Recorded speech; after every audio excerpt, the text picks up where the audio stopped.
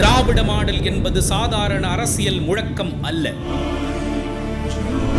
21ஆம் நூற்றாண்டில் தமிழ்நாட்டிற்கே உரித்தான தனித்துவமான ஒரு தத்துவம்.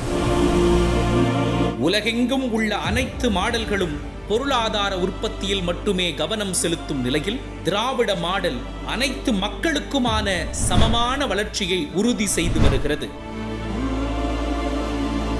கல்வி, சுகாதாரம் மற்றும் வேலை வாய்ப்பு என அரசின் ஒவ்வொரு திட்டங்களும் சமூகத்தின் அனைத்து பிரிவினரையும், குறிப்பாக அடித்தட்டு மக்களை சென்றடைய வேண்டும் என்பதில் உறுதியாக உள்ளது திராவிட மாடல். எல்லாருக்கும் எல்லாம் என உலகிற்கு உரக்க சொல்வதே திராவிட மாடல்.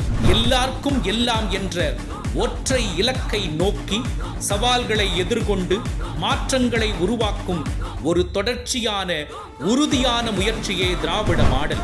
கல்வியில் புரட்சியை ஏற்படுத்திய முதலமைச்சரின் காலை உணவு திட்டம், தமிழ் புதல்வன் திட்டம், புதுமை பெண் திட்டம், பெண்களின் முன்னேற்றத்திற்கு விடியல் பயணம், கலைஞர் மகளிர் உரிமை தொகை, இளைஞர்களின் வேலை வாய்ப்பிற்காக வின்பாஸ் தொழிற்சாலை, காலணி தொழிற்சாலை, அனைத்து மண்டலங்களிலும் தொழிற்பூங்காக்கள், மின்னணு உற்பத்தி நிலையங்கள், நான் முதல்வன் திட்டம், சுகாதாரத்தில் பெரும் பாய்ச்சலை நிகழ்த்திய மக்களை தேடி மருத்துவம், முதலமைச்சரின் விரிவான காப்பீட்டு திட்டம், நலம் காக்கும் ஸ்டாலின் திட்டம், மூத்த குடிமக்களுக்காக தாயுமானவர் திட்டம், உங்களுடன் ஸ்டாலின் போன்ற திட்டங்களோடு அடித்தட்டு மக்களின் சின்ன சின்ன கோரிக்கைகளை கூட கேட்டறியும் நம்ம ஊரு நம்ம அரசு எனும் புதியதோர் முன்னெடுப்போடு பல நல்ல திட்டங்களை தீட்டி இந்தியாவிற்கே வழிகாட்டும் வகையில் நல்லாட்சியை வழங்கி வருகிறது முதலமைச்சர் முத்துவேல் கருணாநிதி ஸ்டாலினின் திராவிட மாடல் அரசு.